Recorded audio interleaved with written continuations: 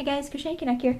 I'm coming to you today with a finished item, finally, and a couple of things I picked up at a thrift shop that I wanted to show. So first, the finished item. As I mentioned in previous videos, I was making a plushie for my oldest daughter from the cartoon Toopy and Binoo. Toopy is a rat, and Binoo is his friend, a little cat. I'm not sure if it's supposed to be a stuffed cat that comes to life.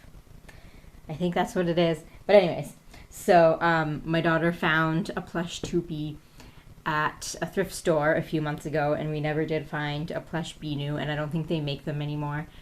Toopy and Binoo has been around for a long time. I don't think they make any merchandise from them anymore. I'm not sure. I haven't been able to find them anywhere online. And we didn't find them in any thrift stores either. So since we couldn't find a Binoo, I made one. So this is Binoo. He's a little white cat with a little crooked tail. And the cartoon cat actually does have like stitching up the side, so I guess it is supposed to be a plush cat that comes to life.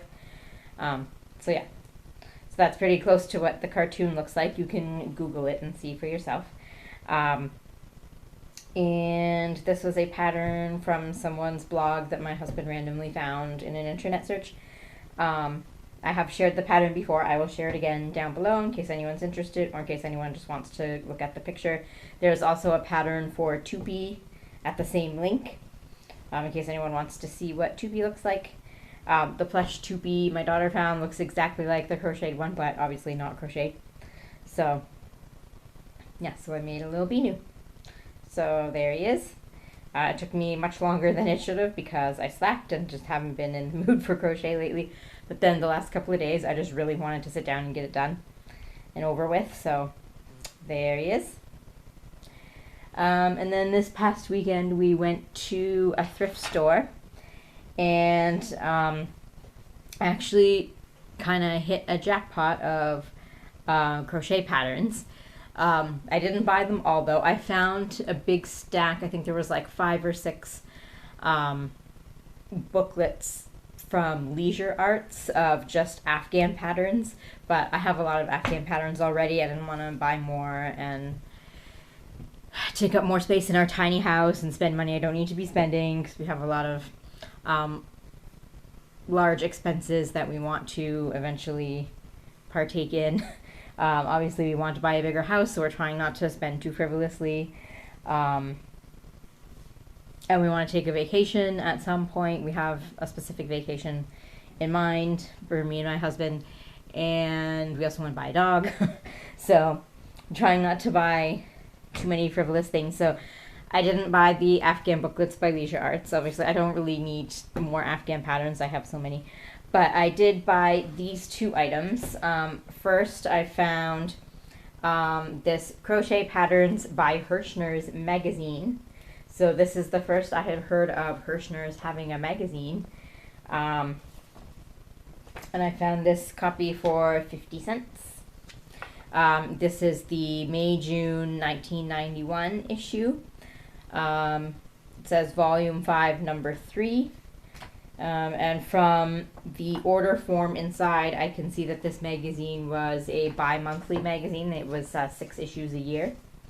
So, yeah.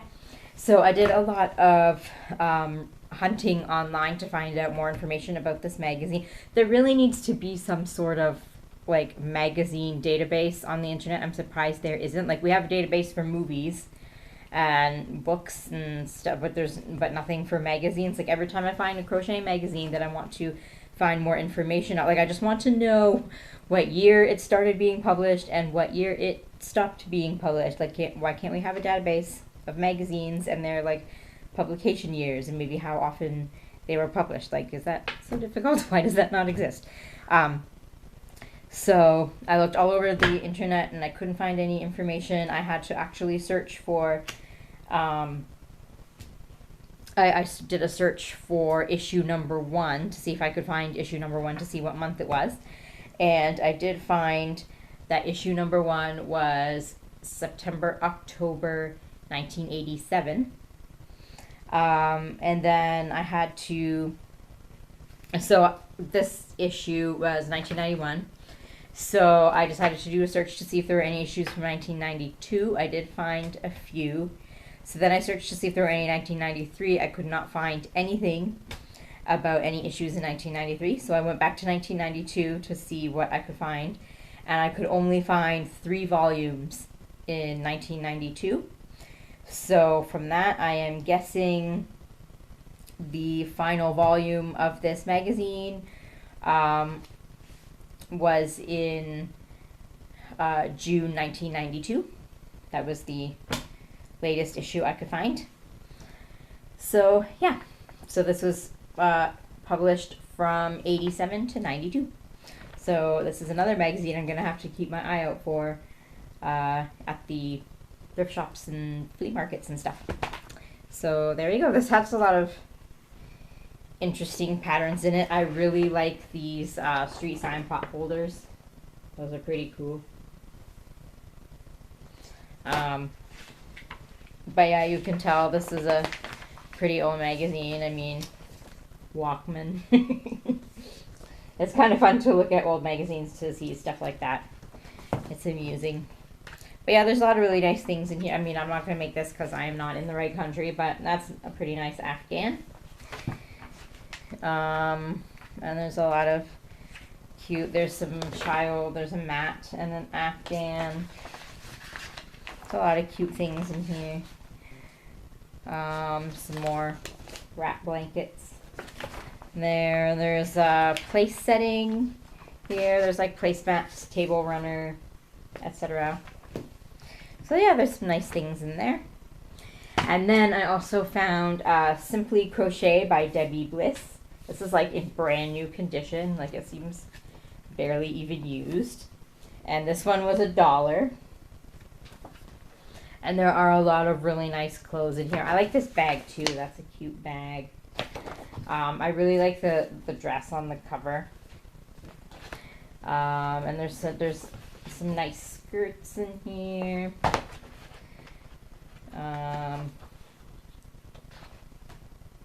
That's a really nice sweater. Just a lot of like really nice items like that in here. I haven't really had a good look at it yet. Oh, I think this is the dress from the cover. That's pretty. So yeah. So I thought I had to have this, so I picked that up as well.